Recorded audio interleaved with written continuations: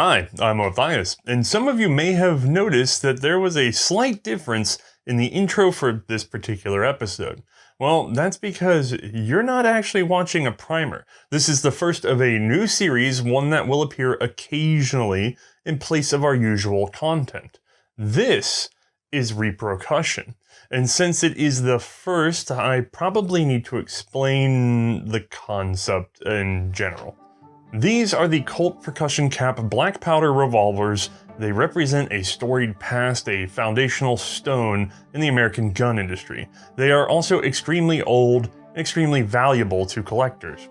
Colts represent one of the most desirable categories of collectible guns to the sort of men who grew up in the era of the cowboy radio and cinema.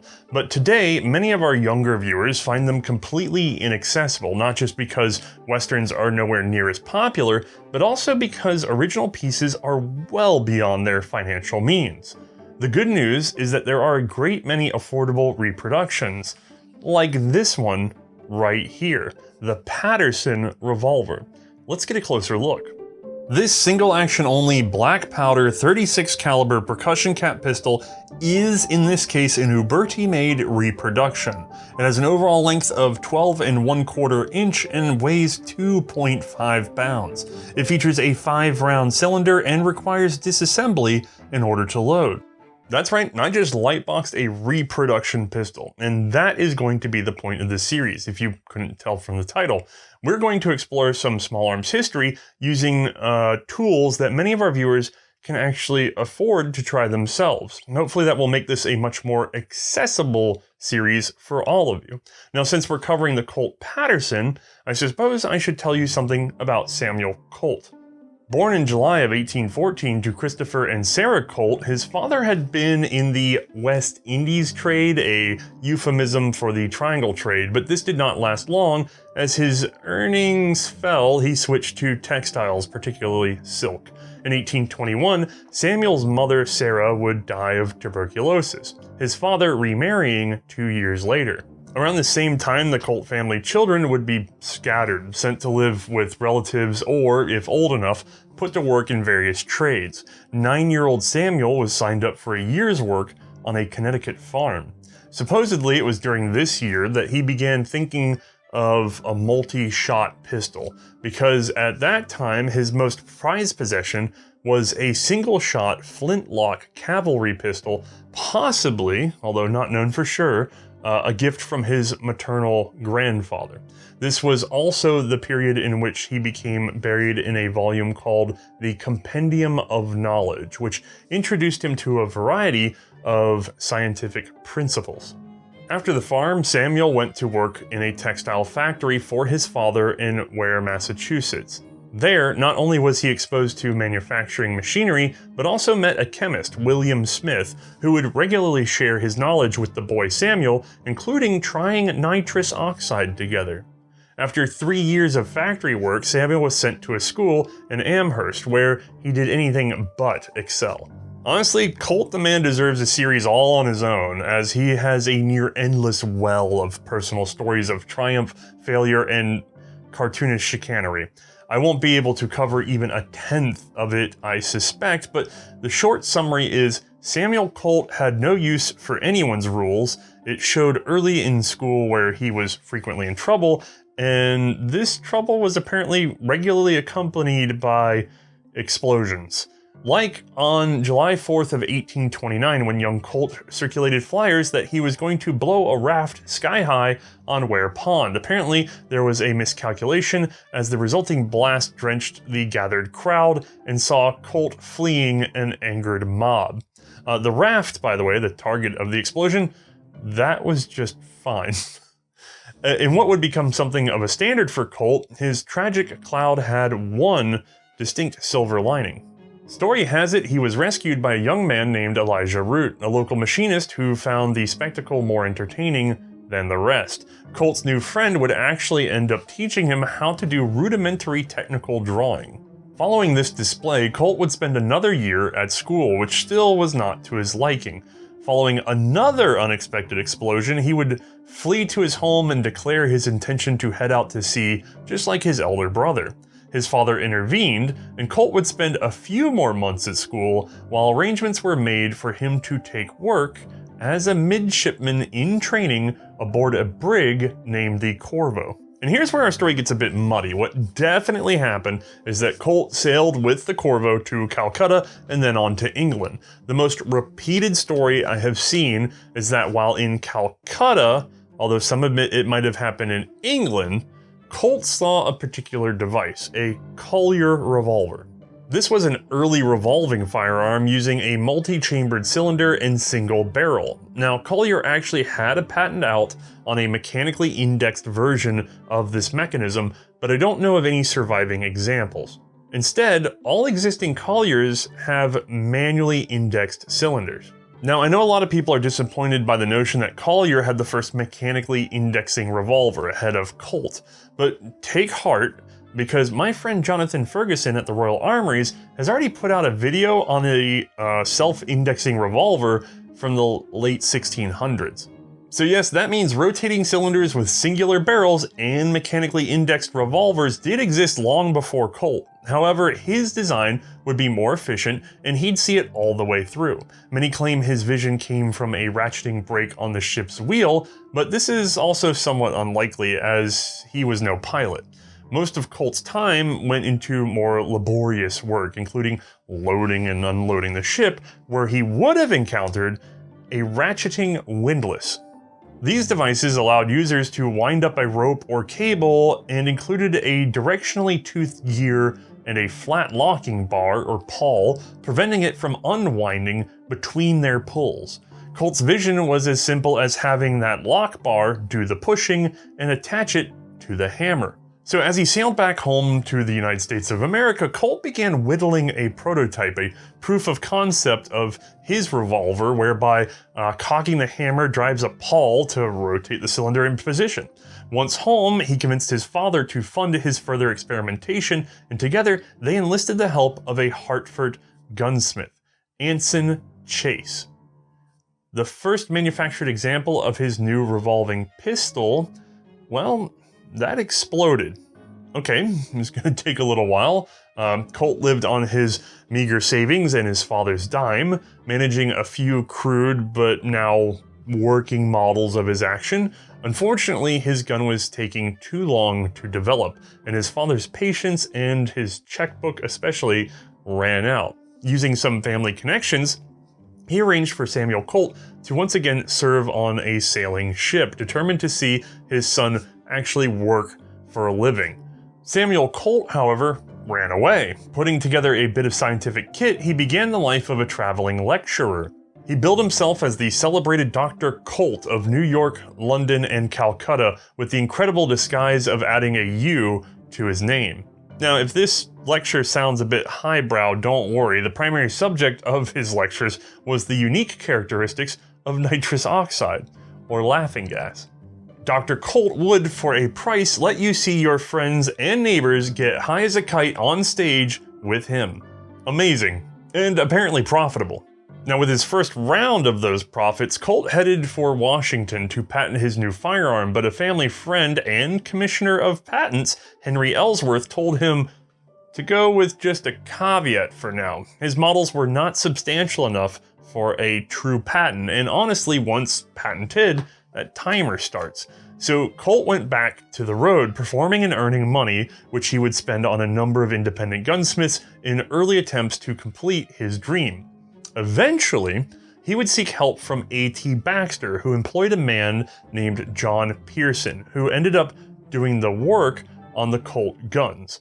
Soon, Samuel would hire Pearson directly, putting him to work in Baltimore, and over the years this man would literally hammer out the original Colt revolving pistols and rifles. While Colt paid the way, the income was infrequent, and Pearson repeatedly had to spend out of his own pocket or went into debt due to Colt's staccato payments. The development money was still coming from the performances of Dr. Colt, highly dependent on whether or not he could draw a crowd in any given city, or even if he could manage to travel freely on an expected schedule. This carried on until the spring of 1835, when Samuel Colt returned to Baltimore with some small savings and started working alongside Pearson. They expanded into a larger rented workshop and brought in an assistant named Brash. Colt floated his funds by pawning every gun that they made as they made them. Make a gun, pawn it. Use that money, make a gun. And in time, they saw real progress. After weeks of dedicated work, he would visit his cousin Dudley Selden, in New York, who advised him now was the time for Colt to strike. So he borrowed money from his father and uncle in exchange for interest in the patent, had illustrations done by J.W. Post, and submitted them to the patent office. He would also sail to Britain and then travel on to France, patenting the same in each. Though interestingly, the US Patent Office was the last to grant, which technically broke the French one thanks to a rule about subsequent patents in other countries, though no one ever challenged it. This is also one of those times when I have to kind of cut out a chunk of Samuel Colt's personal story.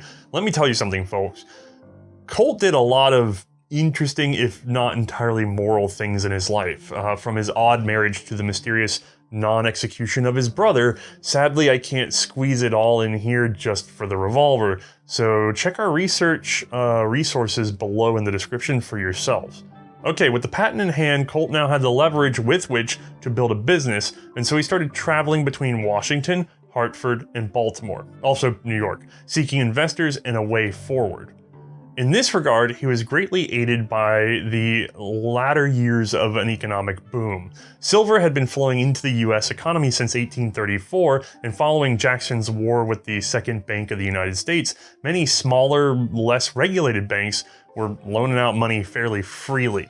At the time, hard money and hard assets were favored. People wanted to put that paper money to work on real assets, and while many would invest in Western land, others sought to, stock up in new business ventures, ownership in new business ventures. And so the Patent Arms Manufacturing Company was chartered March 5th, 1836, with a factory erected in Paterson, New Jersey, and a showroom at 155 Broadway in New York City. That cousin, Dudley Selden, would become the company director and encourage Samuel to grant his patent rights to the organization, which he did on the proviso that should the endeavor fail, they would revert to his control. This actually proved to be a very wise move. While the patent was in the hands of the company, he would also eventually earn a royalty, $4 for each rifle and $1.50 for each pistol manufactured. That manufacture would be undertaken at the Gun Mill, a factory set along the Passaic River that, despite a rifle motif, would also house a silk processing business in its upper floors. Sadly, throughout this process, Pearson had still been hard at work trying to finalize the Colt designs, and despite the newfound investments, Samuel still neglected to timely pay Pearson. In the end, he would leave Colt's employment, never to finish the work that he started. Instead, I have to introduce Pliny Lawton, a man who I sadly know even less about biographically. We do know he was formerly of Springfield, Massachusetts, and may have worked at the Armoury, though no record has been found. Lawton would now become responsible for overseeing not only the setup of the Paterson works, but also adapting the Pearson guns for machine manufacture. This would take over a year of extra work before the guns could enter true production. Having observed machines at work in his youth and taking in the latest available technologies, Samuel Colt had wanted his new factory to be as machine-driven as possible in a bid to make as close to truly interchangeable parts as possible. This process didn't require machine work, as it had been done very expensively with jigs in the past, but that had proven so wastefully difficult that it was easier to hand-fit replacement parts as the need arose, versus trying to do a perfect fit in this sort of non-machine way.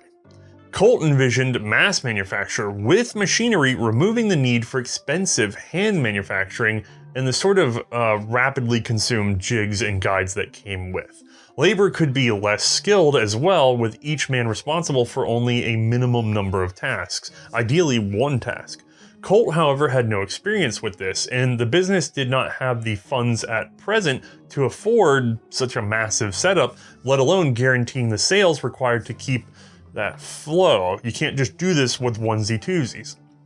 In the end, with Lawton and Selden negotiating, Colt would have to settle for a combination of machine and hand work, resulting in not entirely interchangeable parts, but a fairly good product nonetheless. Eventually. And then for a while. We got one more episode. Now, if Colt wants mass sales, he's going to have to go to the US government, and he would have to get past the then Colonel George Bomford, who was serving as Chief of Ordnance. Initially, Bomford's department had shown interest in the revolving Colt rifles.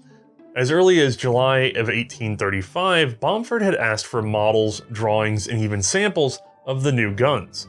Unfortunately, from Colt's eventual perspective, Bomford was in the pocket of the Hall rifle. This single-shot breech-loading rifle has a unique history all its own, but at the time, some speculated that Bomford had a less than objective role in his promotion of this particular firearm. Now, I have not taken the time to investigate the other half of that claim, and it could be true or just sour grapes. Either way, Colt's revolver did receive a trial by the Ordnance Department in June of 1837 at West Point. Note that this was before all the production kinks had been worked out. There, the Colt went up against the Cochrane, the Hackett, which is also known as the Fusil Robert, and the dreaded Hall. Of these, the Hall was victorious. The Cochrane scared the hell out of everyone, as it should, and the Hackett was recommended for further testing. Colt's gun was dismissed as too complicated and prone to chain fire, among other comments. Now, to be fair, this early version Colt revolving rifle was stretching it, attempting to reach what was then the standard Marshall bore size of just about 1/2 inch. Ultimately, this proved to be too awkward, and a more modern and useful smaller bore would be favored, along with improvements to the mechanism. But in the meantime, Samuel Colt had to head back to Paterson, where he assisted Lawton in his endeavors to adapt the Pearson gun to machine production. This first example they finished was unfortunately tested in the presence of cousin Dudley Selden, where it promptly burst. This caused a massive argument, which caused Samuel to flee to New York, where he penned his resignation in a letter to Lawton, who wisely pocketed that thing and did not pass it along. I didn't know where else to squeeze this in, by the way, but Colt and Dudley would argue frequently through the company's history. Dudley was a penny pincher who actually did a lot to keep the fledgling firm from collapsing almost immediately.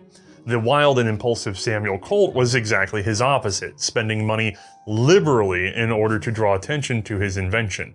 Also, his spelling was creative. Each and every one of his letters is peppered with misspelled words, although each thankfully appears to have been in an attempt at phonetics, and altogether they result in my favorite written quote from cousin Dudley.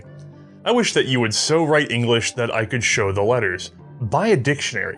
Somehow that always puts genius into perspective for me. In time, Colt returned to work, and they got to solving the problem, which seems to have been finally ironed out by the fall of 1837. The first production rifles were the ring levers, which came in a shorter number 1 and longer number 2 pattern. Over time, these would evolve to take on loading levers as an optional accessory and lose their pseudo top straps. Unfortunately, telling the whole rifle story would take up several episodes all on its own, and I don't have one. So I'm going to skip to the end a bit and just tell you that no significant orders would be forthcoming for any of these guns.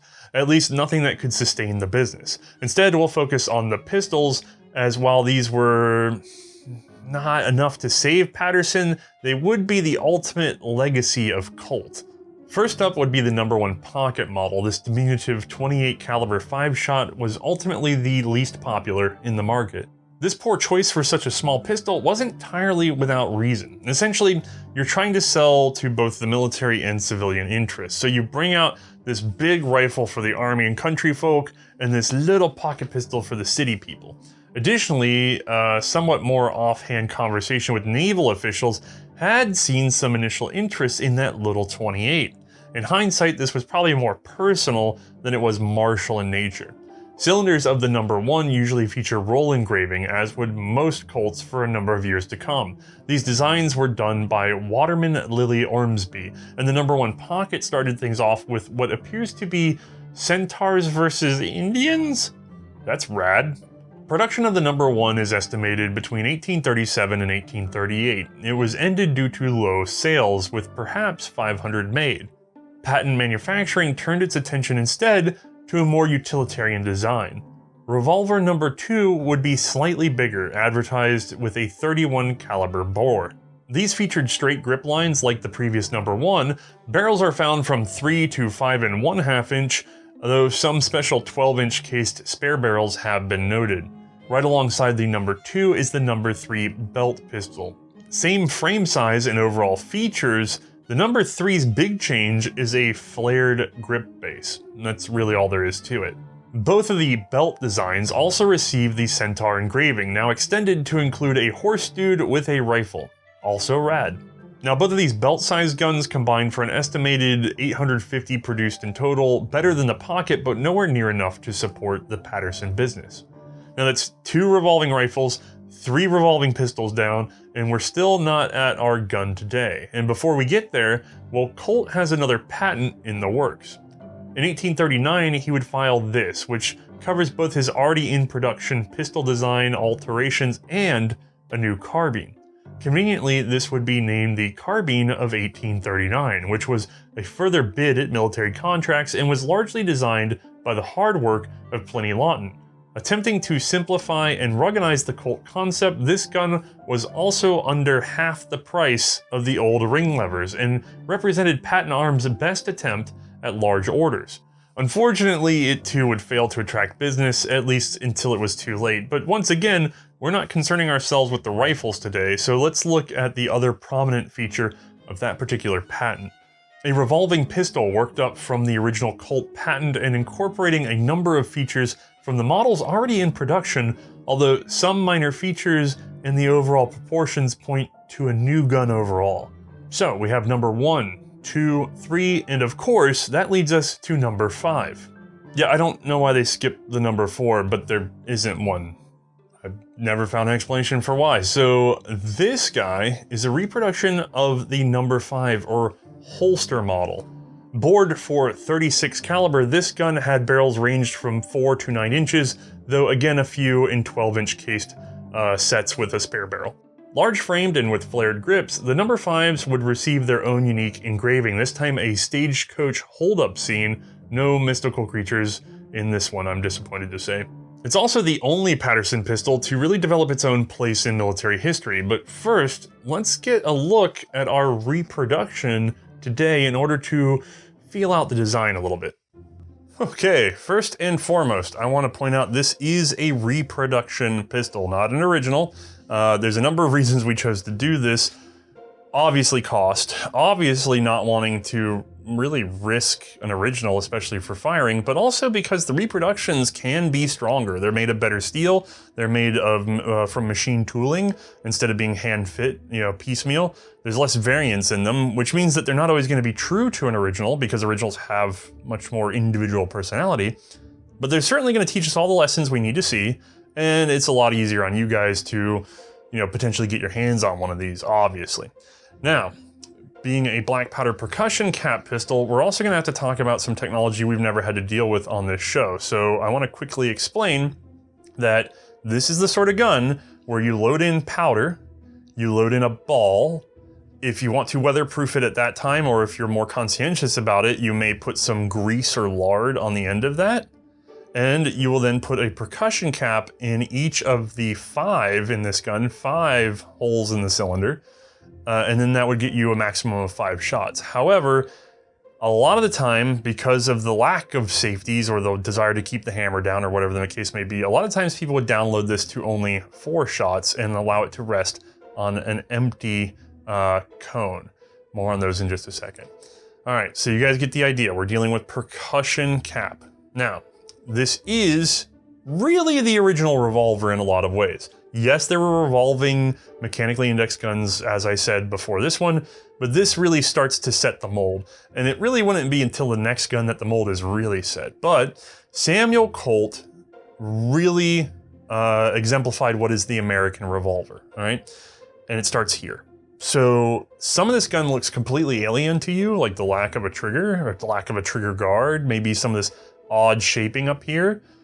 but a lot of it looks like you would know how to use it. Most of you guys would recognize a single action gun. You would pull the hammer and then pull the trigger, right? The cylinder is going to index, it's going to drop on a percussion cap, right? All that stuff, Colt's defining it as he's developing this gun. So don't take it for granted that someone in the middle of the 1800s is going to see this gun and they're going to think the entire concept is alien. This is going to look sci-fi future to them, okay? Now, single action only, which means that we have to cock the hammer in order to fire the gun, which is when our trigger is actually going to appear. There she is. We didn't even get to half cock and it pops right out in that first stroke. Now, we're gonna go all the way back as if we were going to fire it. On these guns, I find that it's particularly a good idea to make sure that you really get all the way back. Sometimes these cylinders don't quite come all the way around. Now, if you look at it from the top, you'll be able to see the alignment of that groove in the cylinder where the percussion cap would be and the groove through the back of what is our frame. And of course, when we pull the trigger on this gun, the hammer is going to fall into that groove, filling it up and smacking the percussion cap should it have been in there. In addition to smacking the percussion cap, it's going to hold the cylinder aligned with the barrel in that position so that we don't have any shaving of lead into unfortunate directions. Now, I should also say at full cock, this gun does have a cylinder stop. As a matter of fact, you can see that mechanism from the outside through these little holes right here in the cylinder. There's a pin that aligns with them when it comes into the proper position, holds them properly aligned for the hammer to be able to fall, and then the hammer really secures the alignment during the actual firing. We'll see more of how that works in our animation so that I don't have to take this thing all the way to the pins. Now, we've covered the fact that it's single action. We've covered the fact that it's percussion cap. We've covered all of that. So let's talk about what makes this gun unique, all right? Number one, the cones themselves, which I do not know if they have been accurately reproduced, but on the original Patersons, these little cones down in here, the firing cones, a lot of people call these nipples. Technically, I've seen that actually in period documents in an informal way. So it tends to be like a firing cone or flash cone if they're talking about in a patent. If they're talking about it more colloquially, they'll just say nipple. But these guys, Colt actually patented his own very specific tapered design in order to concentrate the blast and have the best possible ignition. I don't know if they duplicated that internally. I don't really have a way to check, but know that Colt really did think through all the details in his gun. Now, the cylinder that houses these, being an early design, is actually a cylinder. It doesn't have a rounded back or any fanciness to allow percussion caps to escape. The only nod to this is there is a slight trough in this fitted brass piece that will allow them to, come away out the side, that allow them to keep from jamming between the cylinder and the bottom of the frame. There's not really any protection between the cylinder and the back of the frame, so cap jams can be fairly common on these. We'll see Colt try to rectify that a little bit later. All right, so if we want to talk about how to load this gun, unfortunately for this particular piece, it is a disassembly process. All right, gang, I've zoomed in on the most critical component of the disassembly, that being, of course, the locking wedge. Now, this is a piece of basically rectangular metal that's going to go through the entire gun. Now, what it's doing is it's tying the front and back halves together, and most critically, I need to comment on this screw right here, because this screw is why I've had to do a little editing on this episode. Now, out of habit, and frankly the way I was just shown black powder originally, I loosen that before I drive the wedge. I never really thought about why, and in reviewing the original patent as suggested by one of our viewers, and in actually manipulating the firearm, I found that no, you can leave that screw tightened down in order to disassemble the gun. What it does do is one function by two directions. So it is a stop. In this case, as originally described in the patent, it would have been at least a stop for over-inserting the wedge. It's not doing that task now. You can tell because there's been a cutaway here, a notch that means that it's not really interacting with this side of the wedge at all. And if we look at the wedge itself, it has a little shelf on the bottom that's preventing over insertion from this side. That means not driving it all the way through the gun and losing it out the right side of the gun. What it does still do, the one function it has, is that it prevents this block from coming out the other way. Not from disassembling the gun, but rather from getting it lost. So let me show you how that would be.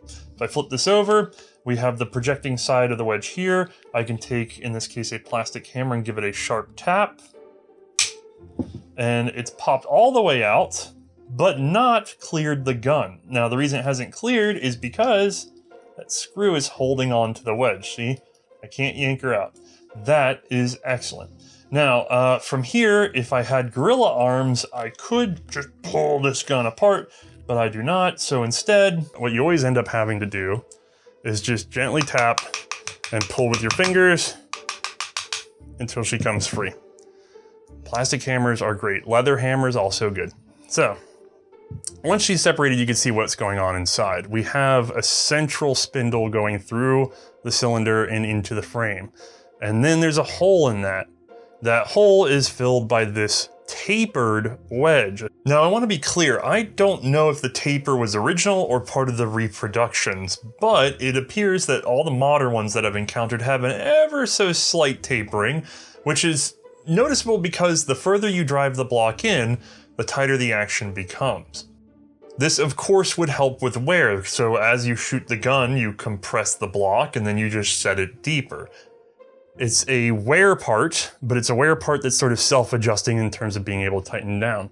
You'll know if you've over-tightened your block because what will happen is it'll draw this action sort of over center, it'll tighten it up a little bit too much, and you'll start feeling the cylinder drag.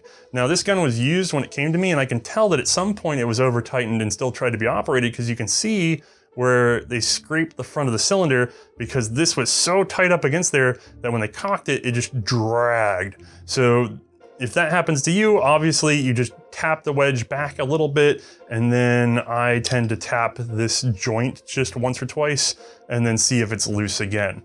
Easy way of adjusting. All right, now, if you actually want to load this gun, you're gonna need a special tool. Paterson Colt revolvers are a bit more kit dependent. In introducing his gun, Colt also sold a series of accessories. These tended to include a 5-shot flask, which also had a version that fed balls from the other side. We sadly do not have one of these to tinker with here today. However, our friend Joel over at Rock Island Auction House has handled one, and you can see that video as linked down in the description. There was also a lovely capper meant to help speed up loading and to prevent having to handle those tiny No. 9 percussion caps individually. You would also receive a bullet mold with your Paterson, and this would be critical to keep with your gun as, especially amongst the early rifles, the actual bore could vary a bit between the guns themselves, and so if you use someone else's mold, you might end up with an oversized or undersized lead ball. I'm unsure if this was resolved in time for the No. 5 pistol. Perhaps more importantly, the early Patersons relied on this unusual device, which is in fact a multi-tool.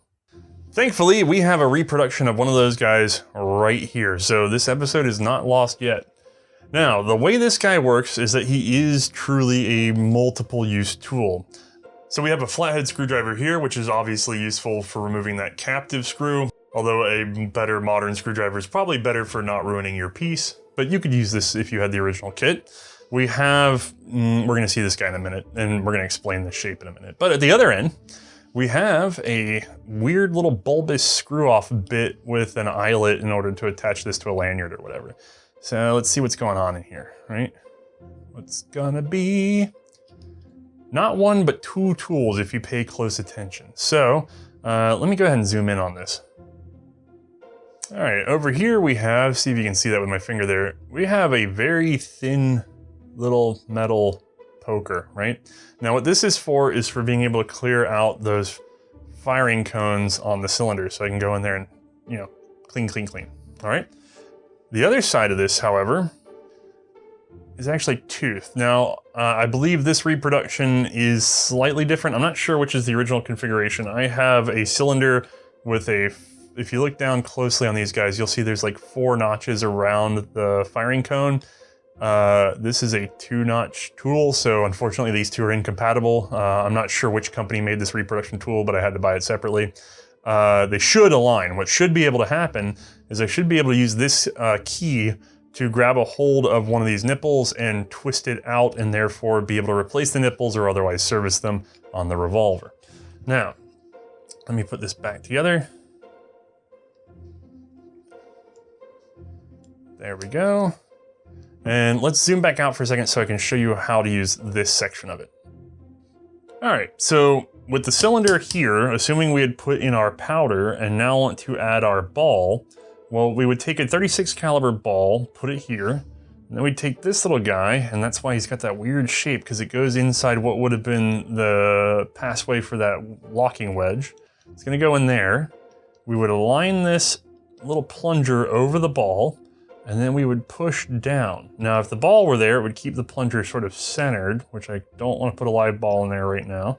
So it would keep it centered until it dropped into the hole, and then we would crank down. And as we crank down, you can see that hinge at work, and that allows us to put bearing force down on the ball. Now, this is not square-headed. It actually has a rounded pocket shape to it so it doesn't deform the ball, and cradles it right down into where it should be. So you would load one, let me get it lined up. You would load one and then rotate her over and load your next one, crank it on down. And that's how this particular unique tool would work. So you don't want to lose it necessarily, because the only other, I mean, you can get away without it. I mean, you could take this guy off, right?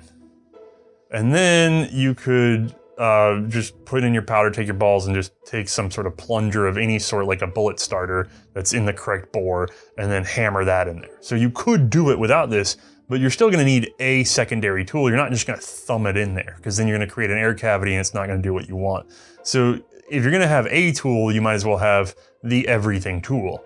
I'll also point out that most cased sets came with a spare cylinder, which allowed not only redundancy, but a means of faster reloading.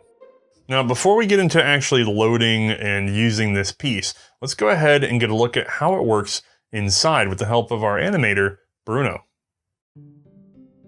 Being a cap-fired gun, the falling hammer strikes a percussion cap, which ignites the chamber full of black powder, which in turn propels the lead ball.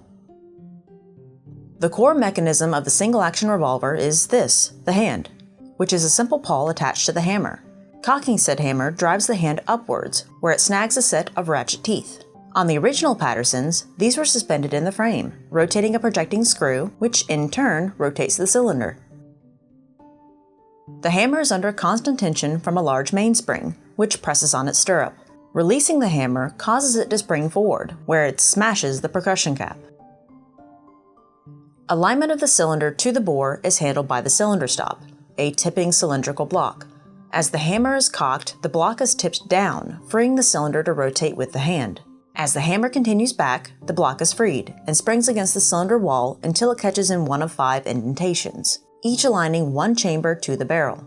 The pin that actuates the stop is beveled on the lower side, so that as the hammer drops, it now snugs past the stop, compressing one of its tines. Here we have the sear, which is sprung to hold the hammer at full cock. Or you can ease the action into half cock, where the trigger cannot be pulled and the cylinder stop is not engaged. Back at full cock, tipping the sear frees the hammer to fall. And last but not least, the trigger bar serves 2 purposes. First, it allows the trigger to pull the sear out of the path of the hammer. Secondly, if we fold up our trigger for holstering, when the hammer is cocked, the transfer bar is pushed forward, popping the trigger back out. Alright gang, let's load it up for real.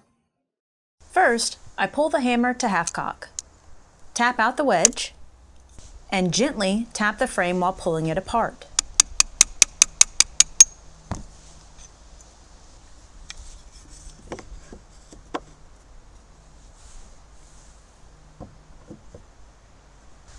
We'll need some powder. This would have originally been black powder. Today, we're using the equivalent Pyrodex. Original Patersons would have shipped with a 5-spout flask, so this step could have been done in one motion. Sadly, I don't have one of those.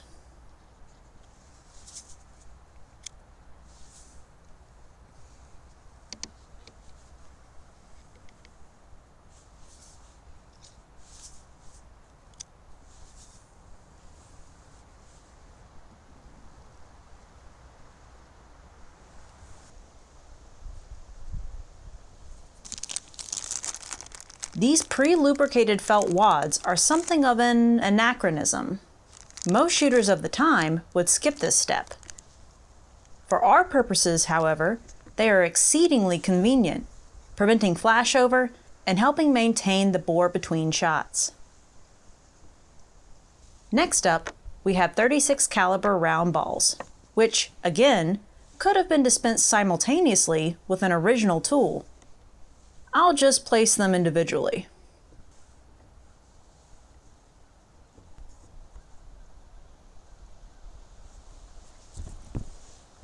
When filming, we found that I need to slightly preset the balls with a starter. I'm unsure if this was because of the Reproduction gun or the Reproduction loading tool, which I place through the wedge hole and use as a lever to press each round in tightly.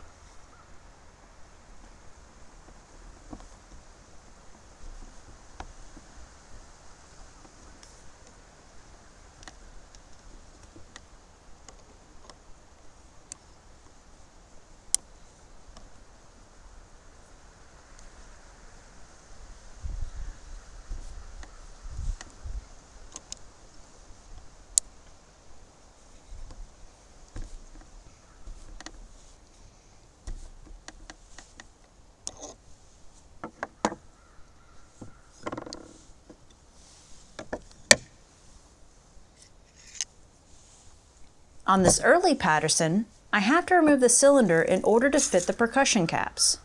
Unfortunately, even so, my capper would not fit. Again, having the original tools would be nice.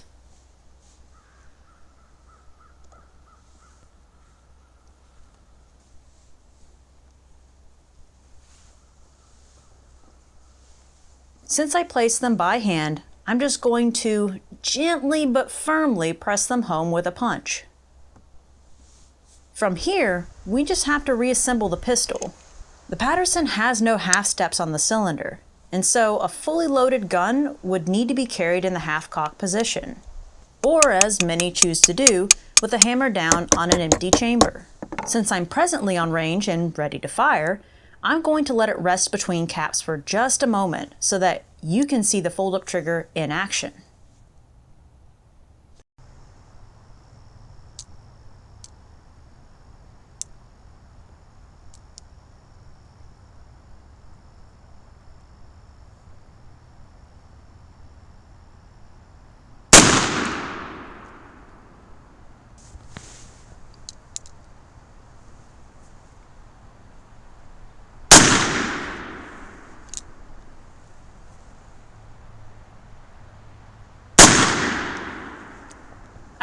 The dreaded cap jam.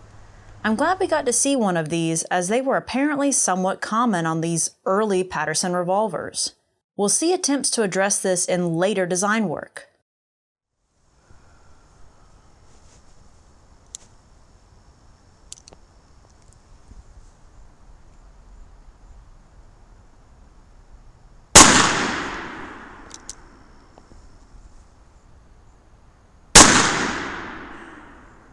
Nice.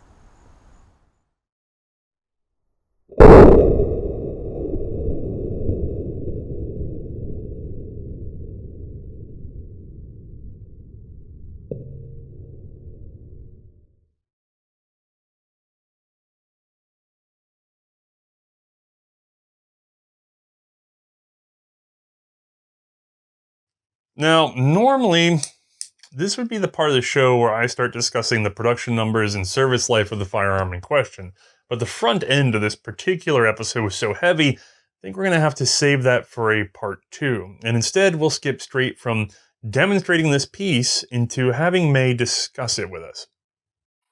Alright gang, once more, we have room for Mae, and of course, plenty of room for what is a handgun, an early percussion cap revolver. Wow, our first one, huh? Yep, this is new territory. Now, a lot of you are coming over from our World War I series. This is not that. No. This is Reprocussion. And so we're going to have viewers that aren't used to what we normally do in this. This gun is not going to be put in the context of before in this show, no matter the gun, if it came from the 1870s, 1880s, 1890s, 1914, 1915, Right. they would all be compared. They talked about a little bit in terms of where they came from, but they'd all be compared to each other in World War I because that's For what the context. Yeah, that's what we're talking about. Right. This wasn't in World War I. No. This was only in its own time. I mean, they existed beyond that. God, but I hope no one took this into World War Yeah. I. Can you imagine? Jesus. I mean, it would beat a stick. Yeah.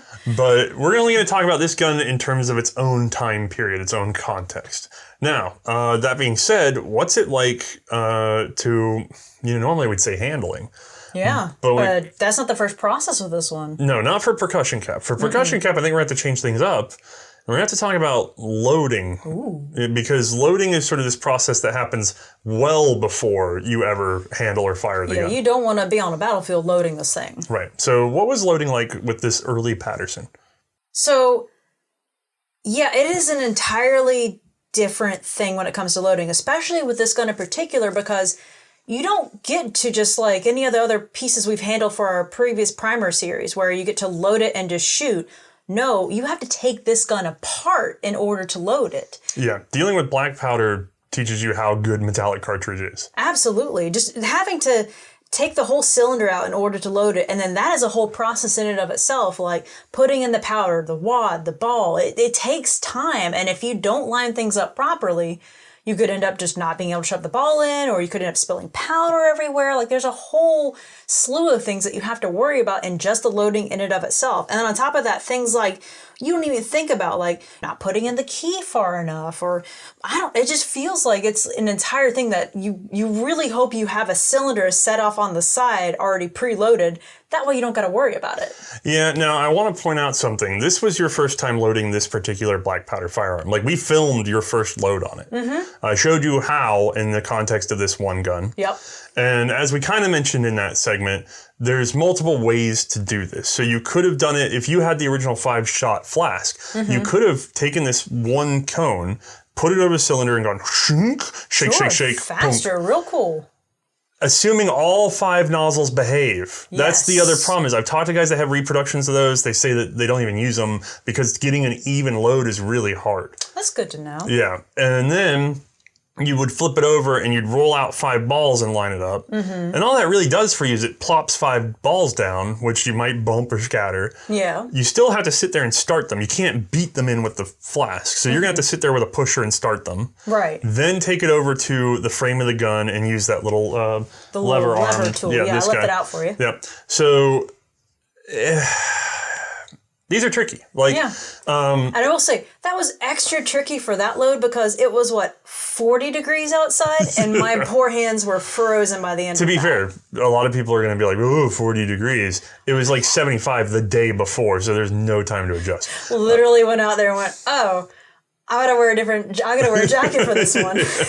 So, and by the way, in the case of our gun, I know we said this before, you loaded with wad, mm-hmm. which in the particular with the Paterson, when you're trying to use this tool, wad is kind of a pain in the butt because it pumps everything up. Yeah, it does kind of push the ball up. So you kind of have to, like you said, push the ball in just a little bit in order to make sure you can actually get the tool over it. Yeah, the use of that pre-lubricated wad would be an anachronism. They would not have done that. Mm-hmm. And in most cases, as far as I'm aware, they probably would not have even greased the outside unless they were smart, because that provides a certain amount of weatherproofing, moisture proofing, and of course preventing flat. I mean, it seems like a good idea to me. You right. don't want that flashover, yeah. Right, and I don't know if we define that, but flashover in this case would be if you manage to have, now they thought of it as spark at the time. To my understanding, it's actually more of a plasma effect, mm-hmm. but if you had the discharge of one cylinder manage to arc or spark into the next cylinder and discharge that cylinder, either from the cap end with the percussion caps, hopefully not happening because the next percussion cap is sealing it. Right. Or at the front because you had a undersized ball and a little trail of powder or something that could ignite, right? Mm-hmm. If you can have a situation in which flashover causes you to have a chain detonation, and that means cylinders or chambers in the cylinder that are not aligned with the barrel at that moment can go off. Yes. Which is terrifying. Yeah, I would not enjoy that. Yeah, and it's why if you're ever dealing with like a stocked black powder pistol, because in America, black powder is not considered a firearm, so therefore you can stock a black powder pistol and it's not considered an NFA device. Mm-hmm. Do not, and I've thankfully never seen anybody blow their fingers off, but don't be tempted to hold in front of the gap or out on the barrel, even if there's enough room for that powder to blow out. Right. You could still have a ball go. Yeah, right. It's why when you see the revolving carbines for Colt and they talk about those chain detonations, they're kind of terrifying because a chain detonation would put a round into the handguard area. So you want to get behind and put hand to hand. Comfortable thought. Yeah, and hopefully we'll see some of those stock carbines at some point. Carbines in the future. That'd be cool.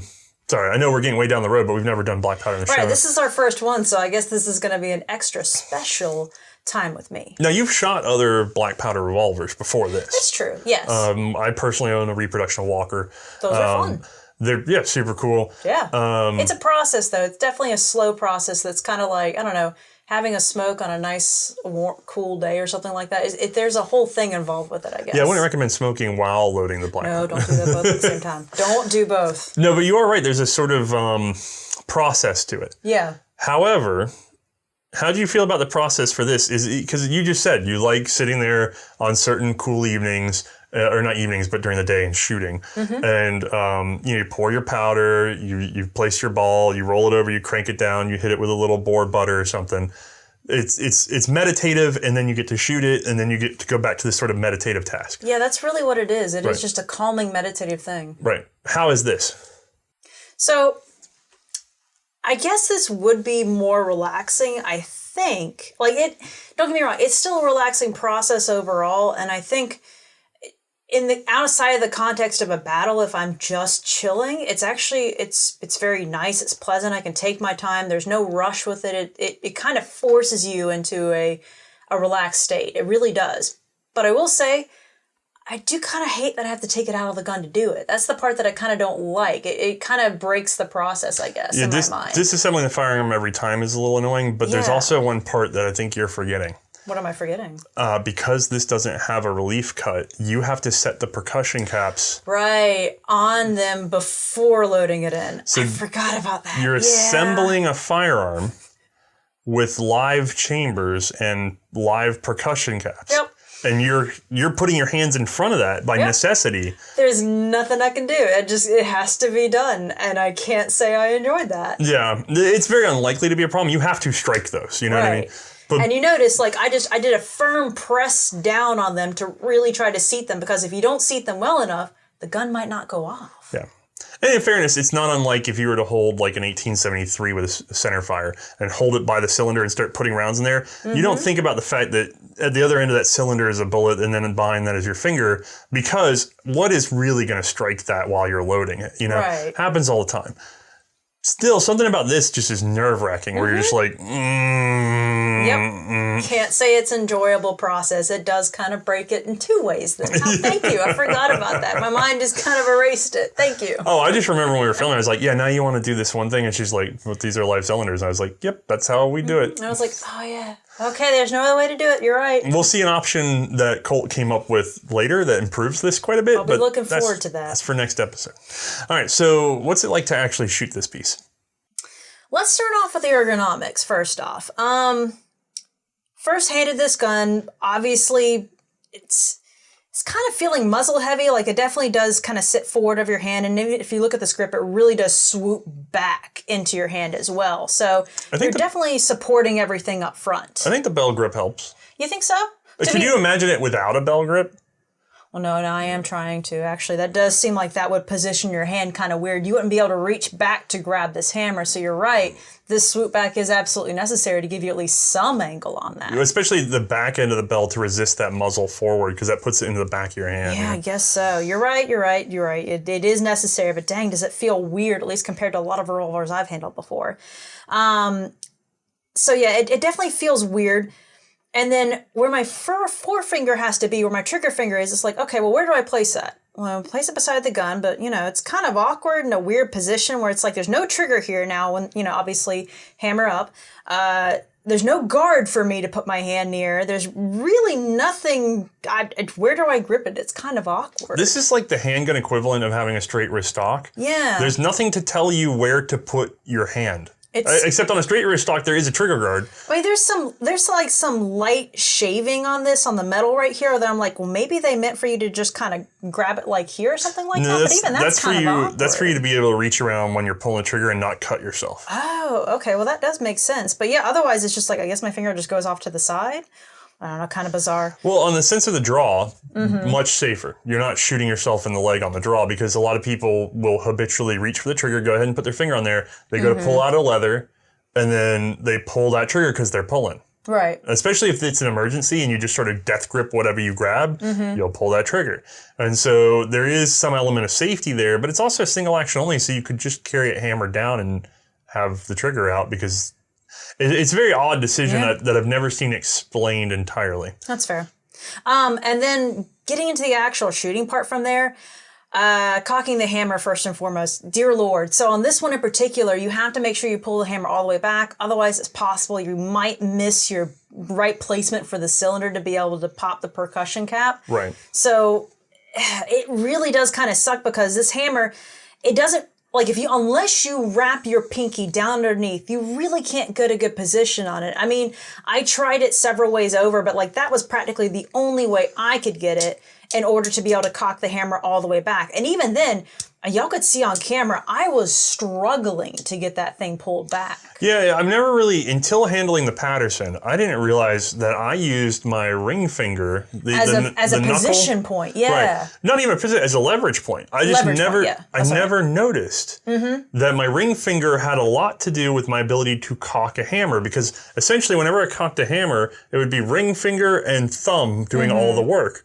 But I never thought about it. Yeah. But once I was handed this gun the first time I got it, I thought I was the weakest. You went to instinctively do it like that. Right. Yeah. And I cannot cock this hammer. And it's not just strength. It's like bone is not in the right spot or something. And everything starts slipping. I have successfully managed to not wrap my pinky and brute force this open. And I did it right before the show. And now I can't. Now it's like, yeah, you're trying. It's just not going. I mean, you can see. Almost. Don't hurt yourself. I got a half cock. And then from here, I can... Oh, I did it. Okay, there you go. Okay. That's how you do it. I made it. But if I wrap my pinky, like give myself some, and this is something I had to kind of figure out for myself. I had to find somewhere to get some Yeah, you yoke. had to do a few kind of maneuvers to be like, oh, try it this way. I think you were the actual one that gave me the cue on that. Right. Okay, so I wrap my pinky. Done. You know, and I'm still kind of barren on it because my yoke is so far away.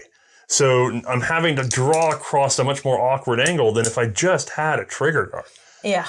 And then you're trying to keep, if I'm trying to do it, I'm trying to keep it straight for the cameras. Like I'm trying as much as possible to make it like stay in the shot, whatever I'm doing it too. So it's really difficult to even give myself some extra time to do some extra motion. Even then, just on camera, I'm still having a hard time with it. It's the ultimate grip strengthener. Oh yeah, definitely. And then the sights on this guy, you know what? It's interesting. I love that it's like part of the hammer. What did we shoot? Did we shoot something before that had the sights as part of the hammer? I don't think for the World War I series. I think you're thinking of other black powder revolvers that we shot. Probably. So like the Walker and things. Yeah, they're not too bad. I mean, it is a long sight radius too. And I mean, we'll get into the accuracy in a moment with that one. It's kind of crazy. Yeah, it is kind of funny to think about like early black powder revolvers had like the longest sight radius possible because it wasn't even the barrel. They put it all the way back on the hammer, which excellent in terms of sight radius. The problem is how accurate are you? You know, like, I know, yeah. You can get how finely tuned is it, especially if the hammer is whacking into something all the time. Oh yeah, God only knows. Hopefully it's decent. And the recoil on it wasn't too bad. The trigger itself, I mean, I can't really say it was like the other triggers that we've handled for the series. It's a weird kind of flimsy trigger that just kind of hangs out and wiggles down there at me.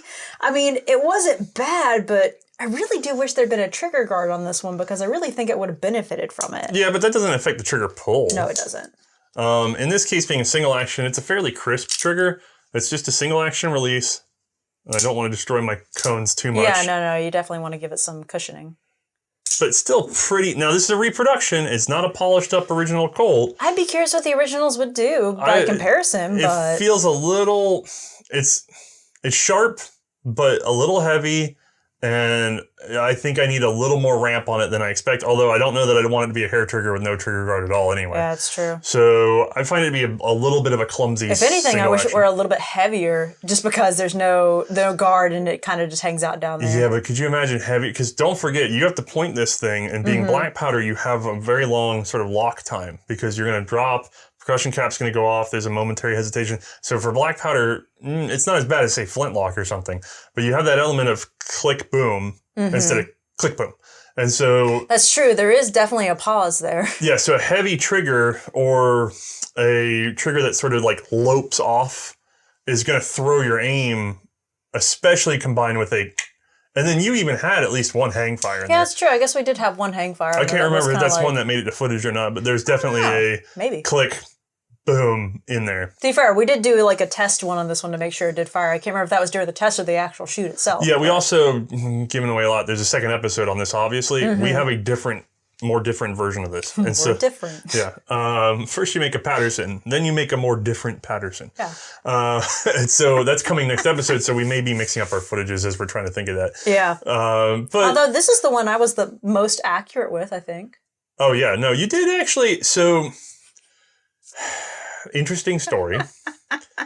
When we were filming the high speed that you've seen, I don't know if it made it into the audio of the high speed or not. Yeah, it was myself and Mae on range, and then we actually had someone helping us named Kristen.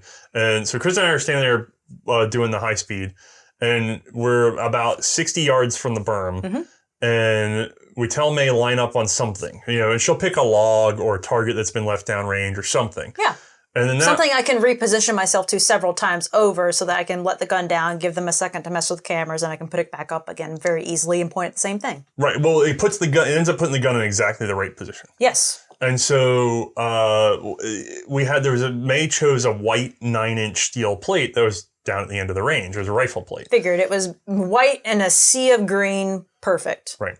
So she just vaguely points at it, and we set up the camera. She puts her arm back down, takes a rest for a moment, and then we tell her go ahead. And all she has to do is she has to pick up the gun and shoot it, and then when she's done, she puts the gun down. And it's my job.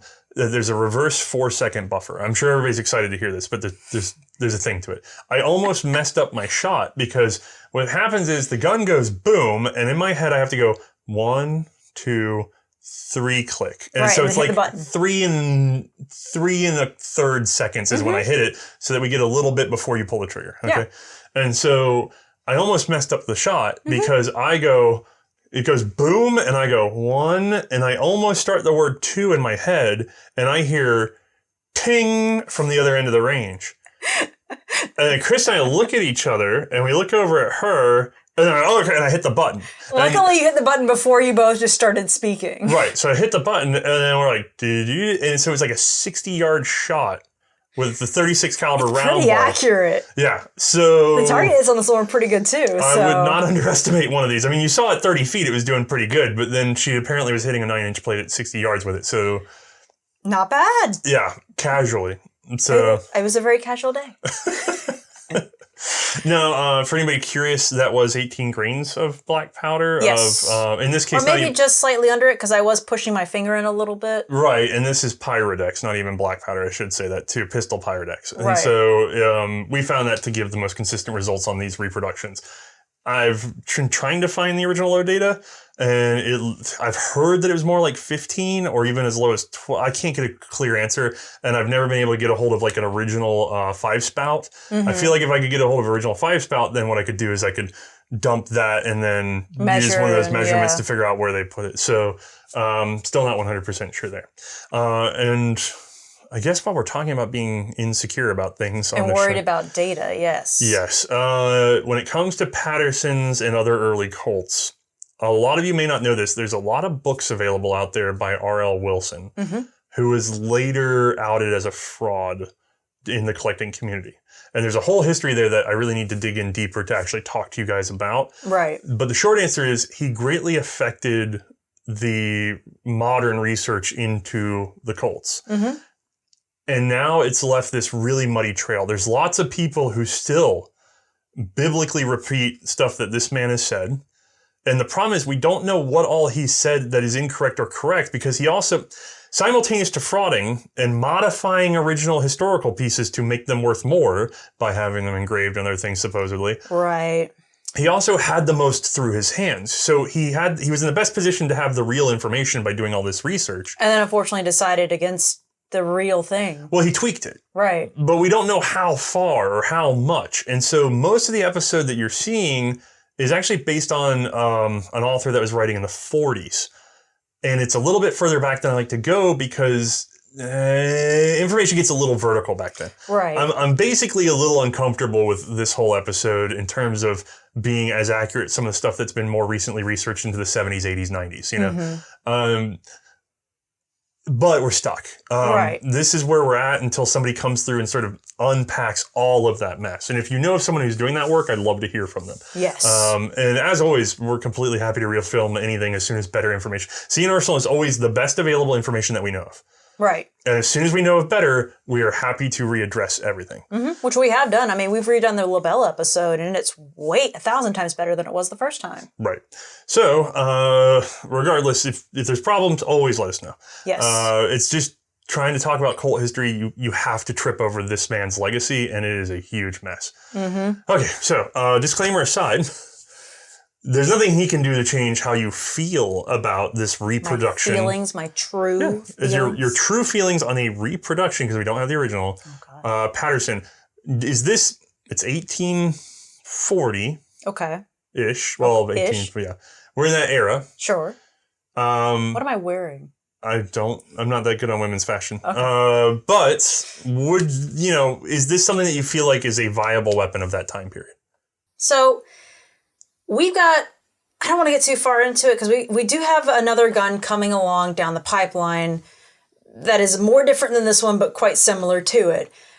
But in the era of itself, what we have here is a single shot, and like multi-shot gun in a single shot era, effectively. Right.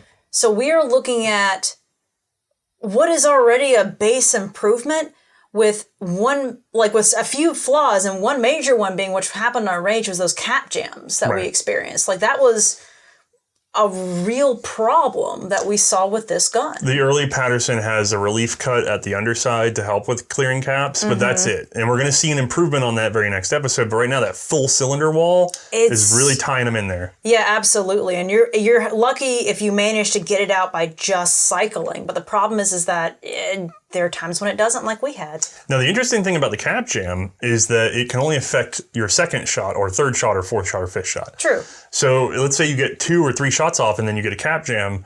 You've gotten off 2 or 3 shots. At least there's that. Right. So I'm doing better than others might be with their single shots. Like having to then reload over and over and over again after every shot.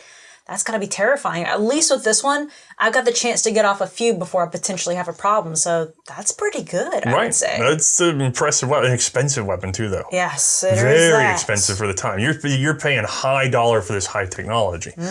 What would be the dollar we'd be paying, you think? We had it in the episode in terms of the contracts and everything. Or at least we're going to. I don't know where we are because this is 2 episodes compiled together. The short answer is, though, that it's almost equivalent to the number of shots in terms of contracts. So that's right. Yeah, that's right. It's just shy. So you can almost buy 5 single shot pistols for the cost of 1 5-shot pistol.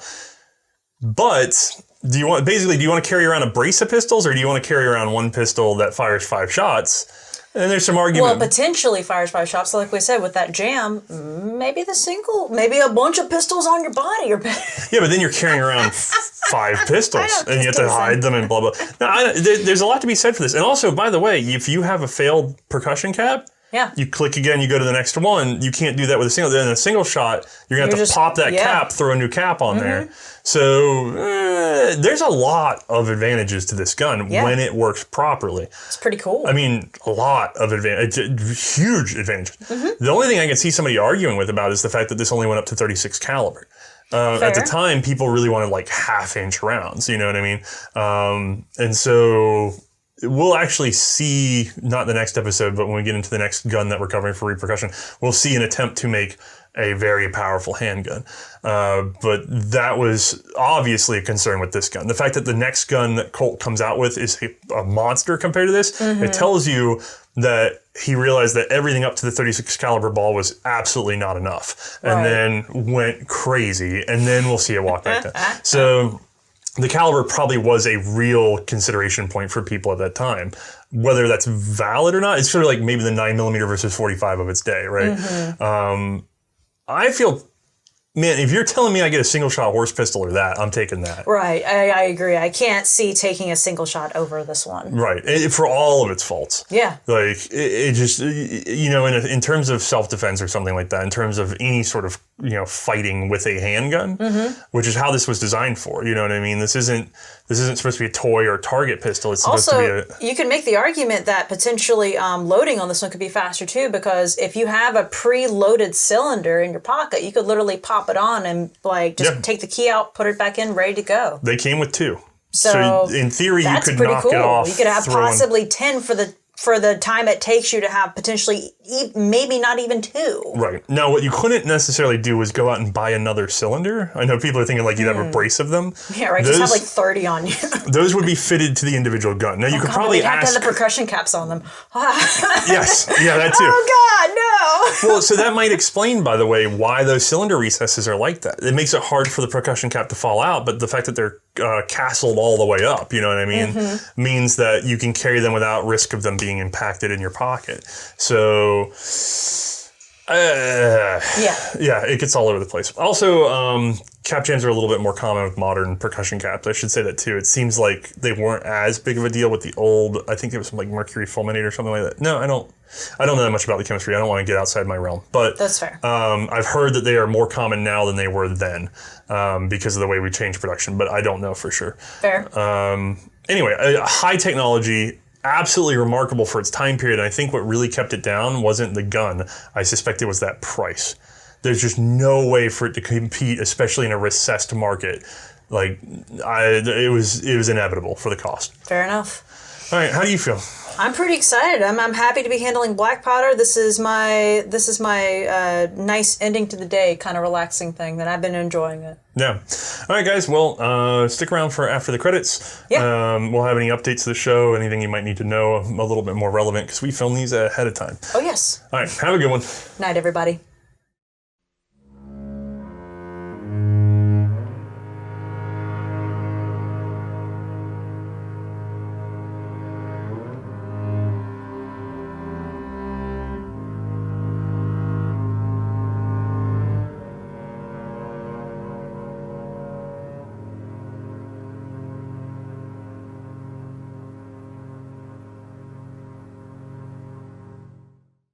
For this update, the last of 2020, I'd just like to thank everyone for their support this year. Thank you for watching, engaging, and even financing this series. We sincerely hope you're all warm and happy this Christmas, and here's to hoping that we can get things better sorted out in the new year to come.